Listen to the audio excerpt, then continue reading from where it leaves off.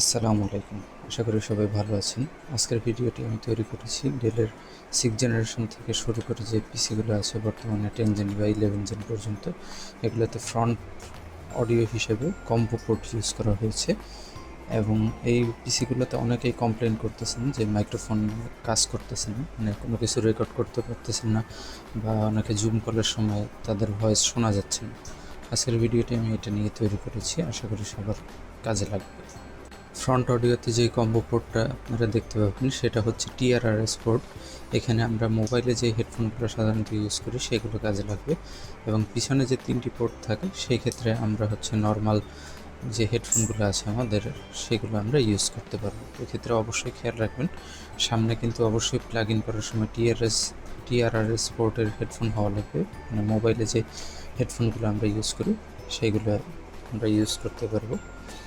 এবং কারো যদি সমস্যা হয়ে থাকে সেক্ষেত্রে আমি রিকমেন্ড করবো ফ্রেশ ইনস্টলেশন করার জন্য, উইন্ডোজটা নতুন করে করার জন্য। উইন্ডোজ ইনস্টলেশন শেষ হওয়ার পরে আমরা ডেস্কটপের আইকনগুলো নিয়ে আসবো। সেই ক্ষেত্রে ডেস্কটপের ফাঁকা জায়গায় রাইট বাটন ক্লিক করে পার্সোনালাইজে যাব। সেখান থেকে থিমস ট্যাবের মধ্যে গিয়ে আমরা ডেস্কটপ আইকন সেটিংসে ক্লিক করব। এখান থেকে আমাদের ডেস্কটপে যে যে আইকনগুলো আমাদের দরকার টিকমার্ক দিয়ে দিলে আইকনগুলো চলে আসবে। এরপর আমরা ড্রাইভারগুলো ইনস্টল করে নিব। ড্রাইভারগুলো প্রপারলি ইনস্টলেশন হয়েছে কিনা আমরা ডিভাইস ম্যানেজার থেকে চেক করে নিব। সবগুলো ড্রাইভার দেওয়া হয়ে থাকলে এখানে কোনো হলুদ সাইন শো করবে না।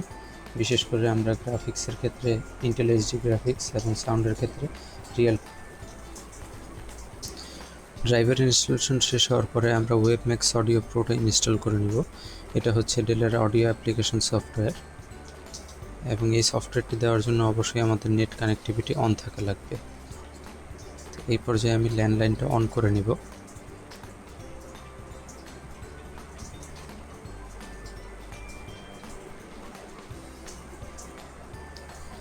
এখন এই অ্যাপ্লিকেশন সফটওয়্যারটি আবার অনলাইন থেকে ইনস্টল হবে, ডাউনলোড হয়ে তারপরে ইনস্টল হবে। এখানে আমরা গেট বাটনে ক্লিক করব, এবং এই সফটওয়্যারটি মাইক্রোসফট স্টোর থেকে ডাউনলোড হবে। এর জন্য স্টোরের একটা পপ আপ আসবে, যদি আপনারা চান সেটা ক্যান্সেল করে দিতে পারবেন। এখান থেকে আপনারা ইনস্টল দেবেন। এখন মাইক্রোসফটের অ্যাকাউন্ট চাইলে ওটা আপনারা ক্যান্সেল করে দিলেই হবে। এখন অ্যাপ্লিকেশনটা অনলাইন থেকে আমাদের ডাউনলোড হচ্ছে।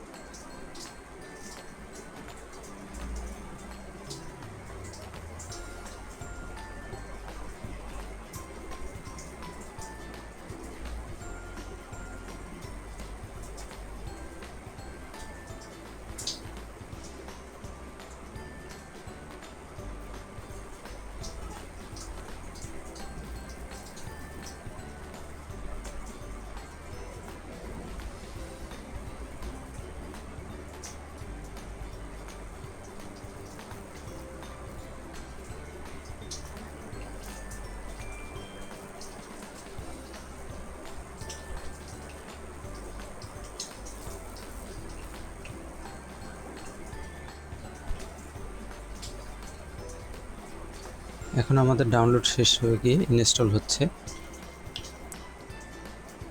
ইনস্টল শেষ হলে লঞ্চ একটা অপশন আসবে, এক্ষেত্রে আপনারা লঞ্চে ক্লিক করতে পারেন বা এটা কেটেও দিতে পারেন। এখন সেই ক্ষেত্রে সমস্যাটা হয়, অনেক সময় ড্রাইভার আমি প্রপারলি আপডেট করেছি এবং ওয়েবম্যাক্সটাও দিয়েছি, কিন্তু আমি যখন হেডফোন প্লাগ ইন করবো, ফ্রন্টে হোক বা পিছনে হোক, আপনারা দেখেন অডিও আইকনটার দিকে আমি হেডফোন প্লাগ ইন করেছি।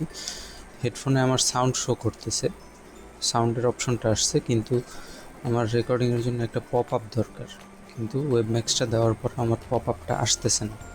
আমি সেই ক্ষেত্রে হেডফোনটার সাউন্ড বাড়িয়ে কমিয়ে ট্রাই করতেছি, অথবা আমি হেডফোনের পোর্টটা চেঞ্জ করে দেখব। আমি হেডফোনটা খুলে দিয়েছি, এখন দেখেন এটা মিউট হয়ে গিয়েছে।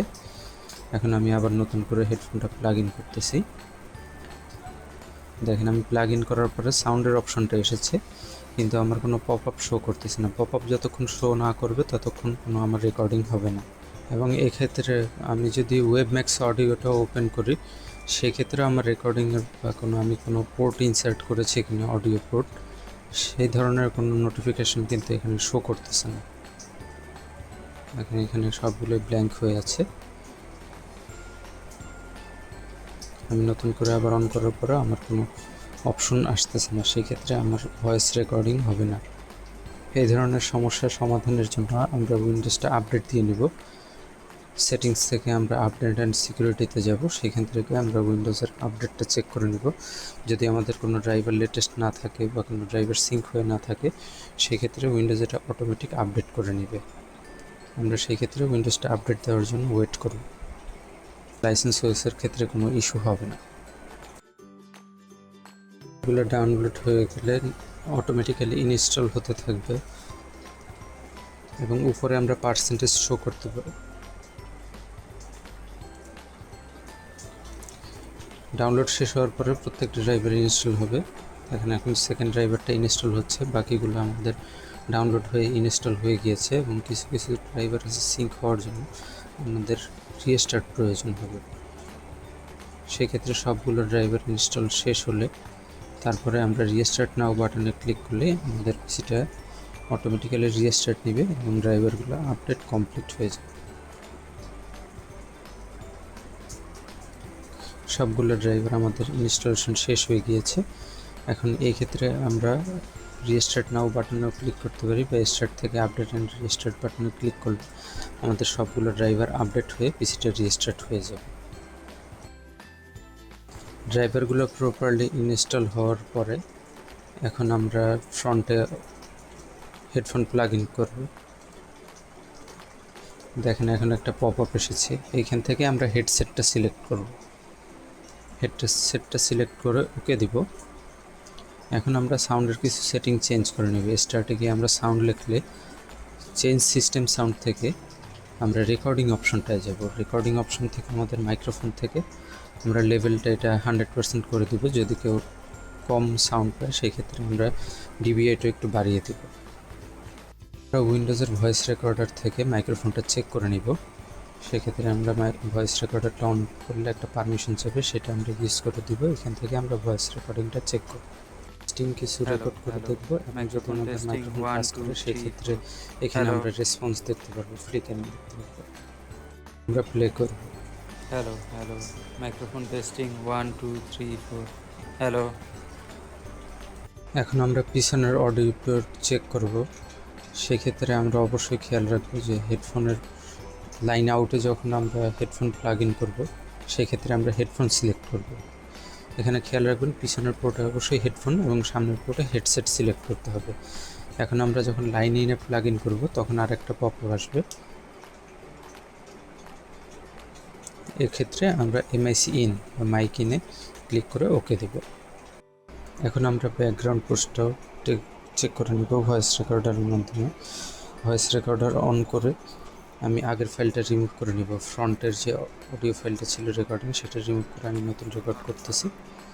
এখন রেকর্ডিং যেহেতু হচ্ছে আপনারা ফ্লিকারিং বা নয়েজটা দেখতে পারবেন। এখন আমি ফাইলটা প্লে করে শোনাচ্ছি।